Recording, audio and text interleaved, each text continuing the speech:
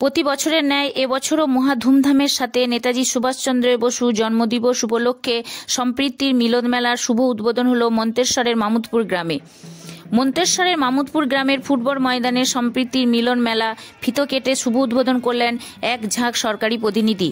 শুভ উদ্বোধনের শুরুতেই মেলা প্রাঙ্গণে কবি নজরুল, কবি রবীন্দ্রনাথ ঠাকুর ও নেতাজি সুভাষচন্দ্র বসুর আবক্ষ মূর্তিতে মাল্যদান করা হয়। এই সম্প্রীতির মেলা এবছর 54 বছরে পদার্পণ করল। এই মেলা চলবে 7 দিন। এই 7 দিনে সন্ধ্যাকালীন নানা সাংস্কৃতিক অনুষ্ঠান অনুষ্ঠিত হবে বলে জানান সম্প্রীতি মিলন মেলার উদ্যোক্তা।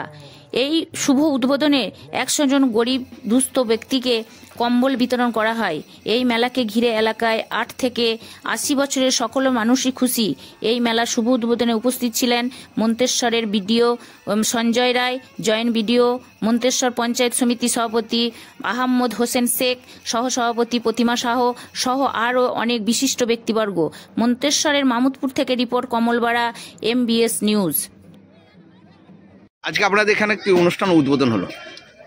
এখানে মেলার উদ্বোধন হলো। নেতাজি সুভাষ উৎসব দীর্ঘ 54 বছরে পদার্পণ করেছে, সেই মেলার আজ শুভ সূচনা। এখানে উপস্থিত হয়েছিলেন মন্তেশ্বর ব্লকের পঞ্চায়েত সমিতির সভাপতি, মন্তেশ্বর ব্লকের উন্নয়ন আধিকারিক, সহ আধিকারিক এবং 4টি গ্রাম পঞ্চায়েতের প্রধান, মামুদপুর জিপির প্রধান। একসঙ্গে কি বলবো, গুণীজনেরা বহুজনের উপস্থিত হয়েছিলেন।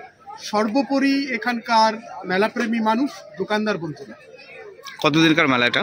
54 বছরে পদার্পণ করবে। কতদিন চলবে? এটা কি কি মানে অনুষ্ঠান চলবে? 8 থেকে 10 দিন চলবে।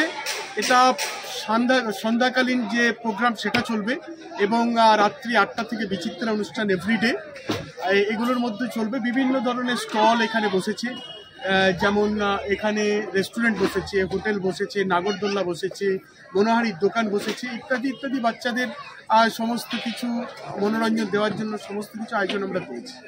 আপনার নাম পরিচয়? আমার নাম ফরিয়াদ মল্লিক, মামুদপুর এই মেলা কমিটির আমি সম্পাদক।